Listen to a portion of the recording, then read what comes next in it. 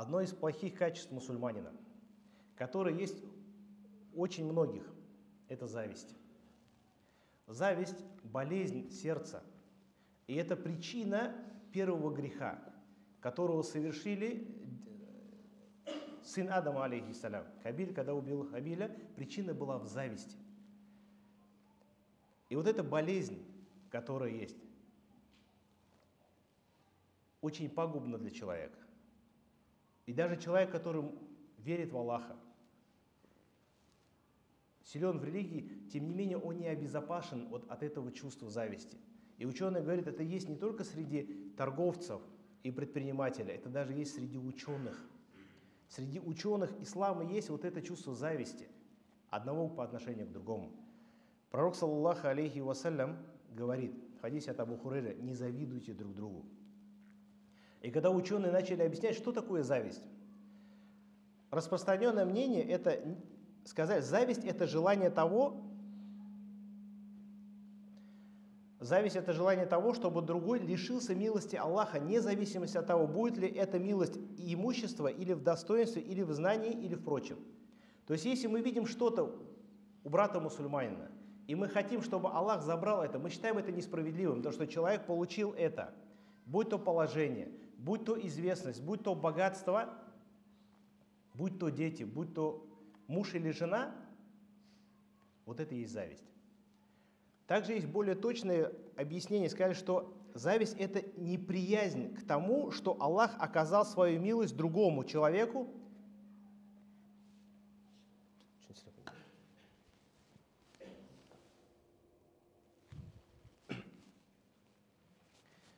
Это неприязнь к тому, что Аллах оказал свою милость другому человеку, даже если он этим и не желает лишения этого человека и милости Аллаха.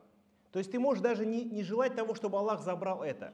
Но если ты недоволен этим, то, что этому человеку было дано, то или иное, богатство, положение, это и есть зависть. И это есть даже среди, повторюсь, это среди ученых, даже не обычных мусульман. И ученые сказали то, что последствия у зависти очень печальные. И это показывает опасность этого чувства. Первое и самое опасное – это неприязнь с тагдиром Аллаха субханаху ва тааля. Что-то фонит тут. Так, наверное, лучше будет.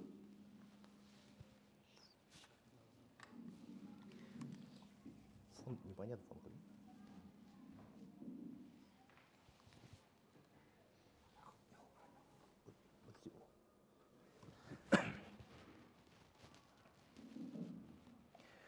Первое – это неприязнь с решением Аллаха субханаху ва тааля. То есть, если Аллах кого-то одарил богатством, положением, детьми, супругой или женой, это решение Всевышнего Аллаха субханаху ва тааля. То есть мы, проявляя зависть, мы не согласны с решением Аллаха субханаху ва тааля. Вот это самое первое и пагубное. То есть кто мы, чтобы быть недовольным с решением Аллаха субханаху ва тааля? Ведь по большому счету, то, что Аллах оказал кому-то милость в нашем понимании, мы не знаем, милость ли это или испытание. Но для нас мы считаем, что вот это богатство, которое дано, либо положение, которое дано тому или иному человеку, либо дети праведные, которые дано, либо даже знания, которые даны этому человеку, это риск Аллаха субханаху ва тааля, который Он определил для этого человека. И первое, самое опасное, мы не согласны с этим. То есть мы поднимаемся на уровень Всевышнего Аллаха субханаху ва тааля. Второе, ученые сказали, что это уничтожает благие деяния. То есть то, что мы завидуем человеку, мы начинаем про него что-то рассказывать нехорошее. То есть это является причиной того, что мы пытаемся как-то, заметно, когда человек завидует, он начинает пытаться либо про него что-то рассказывать, либо какие-то вещи, то есть увеличивая тем самым свои грехи. Третье, в его сердце вот эта ненависть, которая не дает ему покоя. И, как ученые сказали, завистник, от его зависти страдает только он. То есть человек, которому я завидую, он от этого не страдает. Он также наслаждается той милостью, которую Аллах ему оказал. Что же касается меня, то вот эта боль в сердце, которая сжимает меня, я не могу спать спокойно. Вот это еще одно плохое, вот, пагубное качество зависти. И вот оно, от этого страдает только человек, который завидует. Он спать не может спокойно, потому что у кого-то трава зеленее в огороде, либо машина лучше, либо супруга красивее. Вот эти вещи, они одно из пагубных, то, что приносит вред, неспокойствие моему сердцу. Четвертое, я сказал, это уподобление Бану Исраиль. То есть это было ихним качеством зависти. И как пророк, саллаллаху алейхи вассалям, говорит: «Ман ташаббаха би каумихи фахуа минху». Кто уподобляется какому-то из народов, он будет среди них в судный день. Пятое, это мы не можем этим лишить. То есть своей завистью мы не сможем лишить этого человека той милости, которую Аллах Субхану ва Тааля ему оказал. Она бесполезна. То есть то, что мы завидуем, от нашей зависти Аллах не заберет то, что было дано другому человеку. То есть в основе своем вот это чувство, оно бесполезно. Шестое, ученые сказали, оно противоречит полноценности веры. Пророк, саллаллаху алейхи вассалям, сказал: «Ля ю'мину ахадукум». Полноценно не уверует ни один из вас, пока не пожелает своему брату то, что желает самому себе.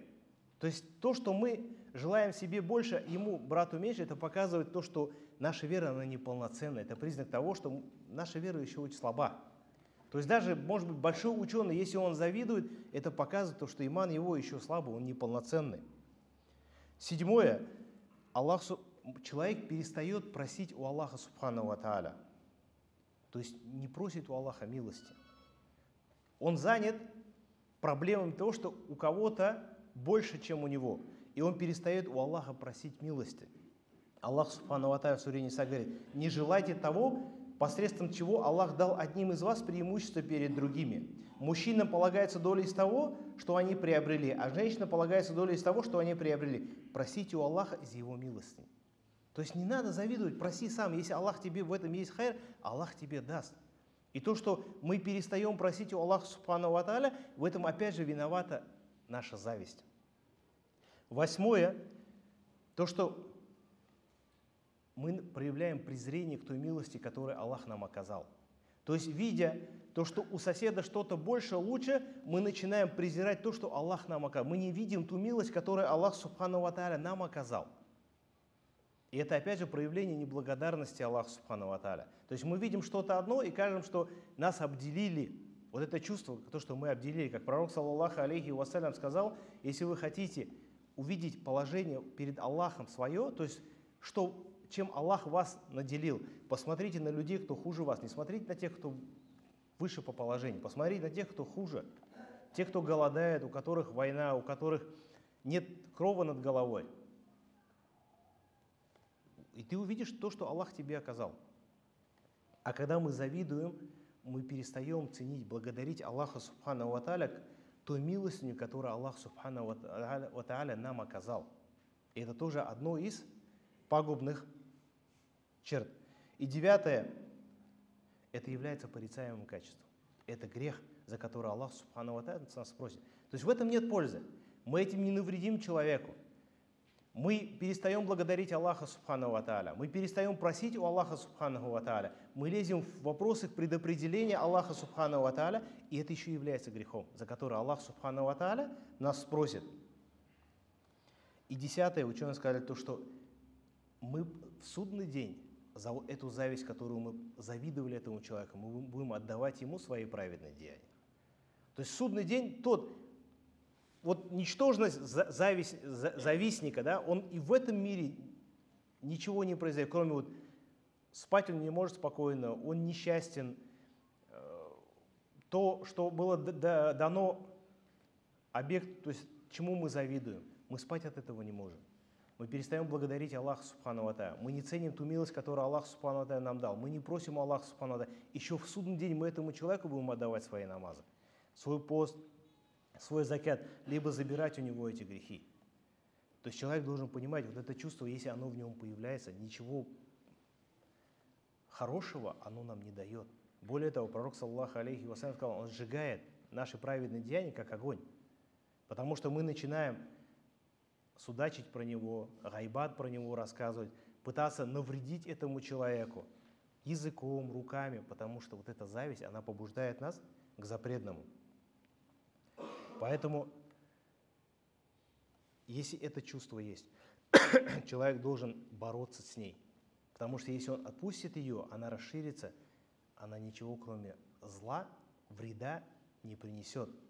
И когда у ученых спросили, желание быть лучше других, это зависть или нет? На что ученые сказали, нет. Это присуще, это природа человека, когда мы хотим быть лучше других.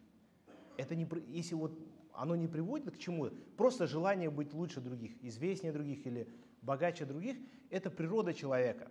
И в пример приводится случай, когда Абдулла ибн Умар, сын Умара ибн Хаттаба, сидел вместе со своим отцом, с Абу Бакром, с большими. А Абдулла ибн Умар из поколения молодых сподвижников. То есть он еще был маленьким мальчиком, когда Умар, ради Аллаху ан, Абу Бакр, которому был по 50-60 лет, те, кто были с пророком, саллаллаху алейхи вассалям, в самом начале. И когда они сидели вместе в маджлисе, пророк, саллаллаху алейхи вассалям, спросил касательно дерева, которое подобно мусульманину. То, что есть дерево, которое подобно мусульманину. Что это за дерево? И ни Абу Бакр, ни Умар, никто из больших сподвижников ответить не смогли. И Абдулла ибн Умар подумал, я думаю, это пальма. То есть я подумал, что это пальма. На что пророк, саллаллаху алейхи вассалям, сказал, это пальма. Это пальма. И когда Абдулла ибн Умар с Умаром возвращались домой, отец сына возвращается, Абдулла ибн Умар сказал, что я догадался, что это пальма. На что Умар сказал, почему ты не сказал об этом? Он сказал, мне было стыдно, были большие сподвижники. 60-летний, а я молодой, я постеснялся. На что Умар ибн Хаттаб, сподвижник пророка, саллаллаху алейхи, сказал, мне было бы приятно, если бы ты высказал свой ответ. То есть мой сын догадался. Вот это чувство, что вот он все равно как бы дараджа его поднял, мне было бы приятно. И поэтому ученые говорят, если человек хочет быть первым в дунья или в ахирате, это природа человека. Это как бы, в этом нет ничего, это не проявление зависти. Что же касается зависти, то у него есть уровни. Первое, это когда человек хочет быть выше другого. Выше другого, но он не заходит в вопросы запретного. То есть я хочу быть самым успешным, я хочу быть самым богатым, я хочу быть самым поклоняющимся, я хочу быть самым, больше всех построить мечеть. Человек для себя ставится или он старается? В этом нет ничего плохого, если мы в харам не заходим. Второе, когда мы не желаем, чтобы милость, которую Аллах Субхану ва Тааля оказал кому-то, чтобы она его достигла. То есть мы видим, он этого не заслуживает. Да? То есть если, ученые сказали, если мы ничего об этом не говорим, то есть мы не начинаем судачить про этого человека. Не вопрос того, что мы не хотим, чтобы это у него ушло. Просто есть какое-то недовольство или то, что этот человек, мы не желаем, чтобы эта милость была у него. Ученые сказали, если человек с этим борется в себе, то есть это чувство может появиться в человеке. Если он с ней борется, исправляя себя, делая насихат, что это решение Аллаха Субхану ва Тааля, я должен проявлять. То есть само это чувство, если в нас есть, и мы этим боремся, то это тоже, говорит, не принесет вреда человеку. Опять же, если человек вообще не завидует, то он выше этого. То есть Аллах может человека испытать вот этим чувством зависти, когда нам начинает не нравиться то, что кому-то было дано что-то из милости Аллаха. Если мы с этим боремся, делая себе насихат, то, что это решение Аллаха Субхану ва Тааля, мы должны проявить терпение, то, повторюсь, как ученые сказали, это не навредит. Что касается третьего, когда мы начинаем из-за этого ненавидеть человека, проявлять злобу и желать, чтобы Аллах забрал это, то это именно то, за что Аллах Субхану ва Тааля спросит, и то, что будет пагубным для каждого человека. Поэтому человек должен стараться. И это проявление истинного верующего мусульманина, когда мы желаем своему брату то, что желаем самому себе. И это вопрос не только в вопросах дунья, не только в вопросах мирского, но также и в вопросах ахирата, также и в вопросах судного дня. Когда мы видим, что человек совершает ошибку, мы делаем ему насихат. Почему? Не потому, что показать себя, что я более знающий, а искренне ради того, что этот человек не попал в ад, чтобы он вместе со мной попал в рай. Почему мы делаем дават человека в исламе? Потому что не хотим, чтобы они попали в ад. Мы хотим, чтобы они вместе с нами попали в рай. И этим мы стараемся, чтобы они получили ту же награду, которую получили и мы. И сподвижники пророка, саллаллаху алейхи вассалям, имамы табиин, были примерами. Буквально один пример. Утба приводится о том, что когда он разговлялся, он брал человека, который был его помощником, он говорил, иди принеси мне стакан воды или финик. Почему? Не потому, что я большой шейх, ты мне должен. Нет, он говорит, пойди принеси мне стакан воды, получи награду поста, который я постился. Воспользуйся этим. То есть для тебя пойти, сходить, принести там 200-300 метров, 10 метров стакан воды, это не столько много, как целый день держать пост. Но у тебя есть возможность получить награду постящегося тем, что ты напоил постящегося. То есть сподвижники имамы желали, и другим тоже, что желали для самого себе, и старались. Поэтому для нас, повторюсь, Аллах может испытать любого из нас. И очень часто имам приводит то, что даже у больших ученых вот это чувство зависти оно есть. И если оно появляется, вот 9-10 причин для того, чтобы это чувство искоренить.